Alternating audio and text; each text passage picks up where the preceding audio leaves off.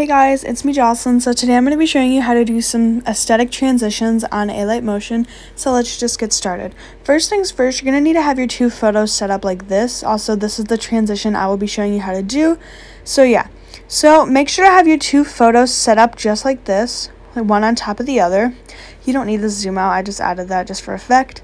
So go onto your top photo, go into effects, and then type in wipe. And now go ahead and add it. And make sure your start is at 50% and that your end is also at 50%. It has to be right on the dot, otherwise it won't work. That's what I noticed. So now you want to add two keyframes for start, one at the beginning and one at the end. And at the end, you're going to want to go ahead and swipe the way I'm swiping. So you're going to want to make the progress 0%, just like this. And just do any graph. You want to make sure to copy that graph so your end also has the exact same graph. Now go ahead and on your end, add two keyframes, one at the beginning, one at the end, and on the one at the end, make that 100% on the dot.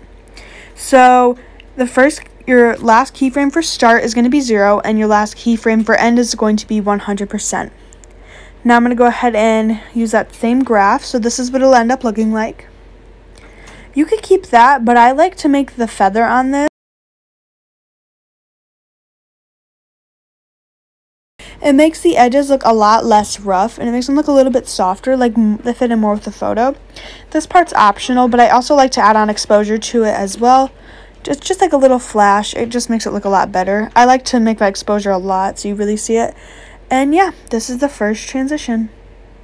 Okay, so for this next transition, you're basically going to have your photos set up the exact same way. So now go to where your second photo starts, add on a shape, and scroll until you see the heart shape.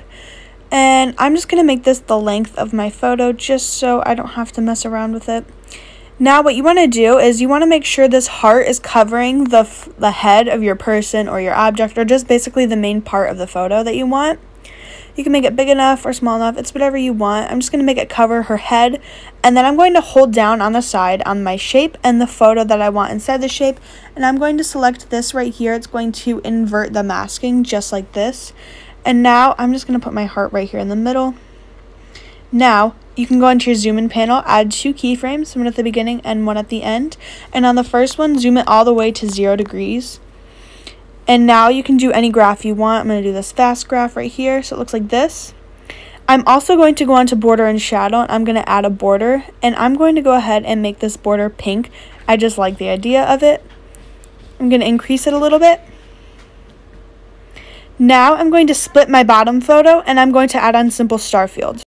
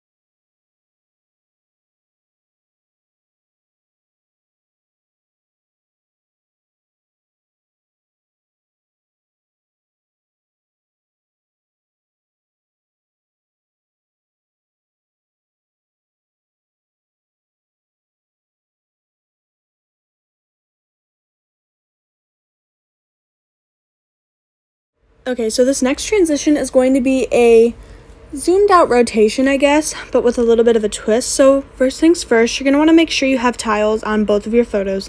So just have your photos mirrored, and then go to the spin category, and I move just like a little bit into the picture to add my keyframe, and then I do about -109 or 108, and I just do a simple end graph, and I'm going to use this exact same graph for my zoom out panel as well. So what you want to do is you want to do a simple spin at first, so it ends up looking like this. Then, where you added your first keyframe for your spin, go onto the zoom in panel, add one keyframe there, and then zoom it out on the last keyframe. You can zoom it out as much as you want. You don't have to do a lot. And I'm just going to use the exact same graph for the zoom out panel as well. So this is what it looks like so far. Mine looks a bit laggy because I'm exporting it in such a high definition, so that's why it looks laggy. Now, basically, just go ahead and do the opposite of what you did the first time. So since we did negative 109, we're going to do positive 109 on the second photo. And I'm just going to use the same graphs for these again. So after you have your zoom in done on the, after you have your spin done on the other picture, use your zoom in, 2 keyframes, and on the first one, zoom it in. You don't want it zoomed out, you want to zoom it in. So that way it ends like this. I already have motion blur enabled, so that's why it's being so laggy. But on your your first photo, go into effects, add effect, then go to color and light and add on colorize.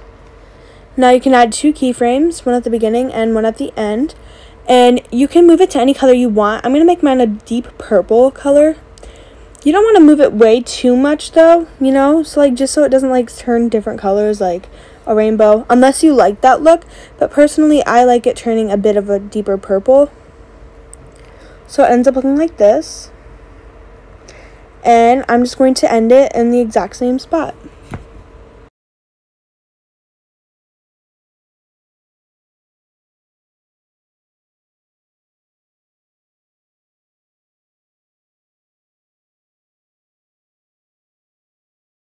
And I'm also going to go ahead and add on a little flash with exposure and gamma.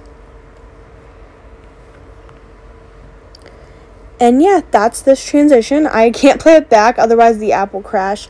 But I played the preview. For this last one, you're going to want to have a pre-made zoom in transition. I'm not going to make it just because it's so laggy right now, and that would just waste a lot of time. So what you want to do is you want to go ahead and go on to effects, distortion and warp, and select circular ripple. You're going to want your frequency to just be 1.00. It doesn't have to be on the dot, but it definitely has to be around there.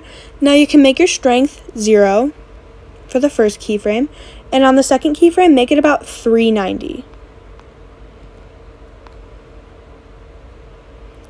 And then you can do your in-graph. Also make sure to turn the radius up to the highest extent, which is 0.80.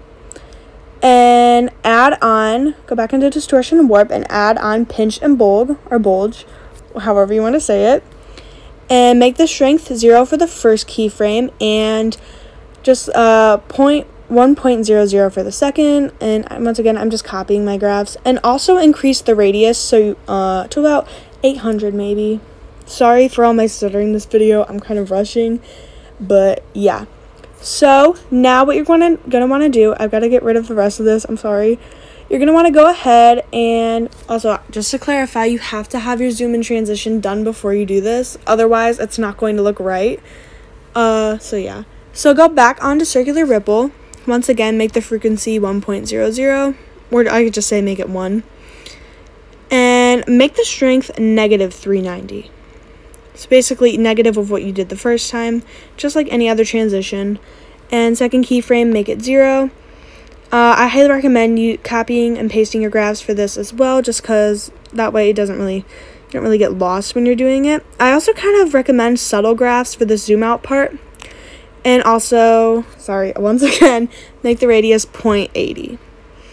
Go back onto pinch and bulge and go to strength and make it negative 1.00.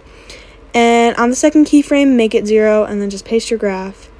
And also make the radius about 800 on this one too. And this is what your final transition should come out looking like. I know it looks a bit weird at first, but trust me when I say it looks amazing once you're done and add on motion blur and everything. And I'm just going to adjust my strength and whatnot. So yeah. I also add on exposure just for a little flash. I do that with all of these. It just adds that much more effect to your edits, in my opinion. This is completely optional. I just like the look of it. And I also add on motion blur to all of them as well to make them just a bit smoother. And yeah, this is the final transition. And this is the final transition. And yeah, that was it for today's video. If you guys enjoyed it, please give it a thumbs up and subscribe. Or comment down below any tutorial requests you guys may have. And yeah, I love you guys. Bye.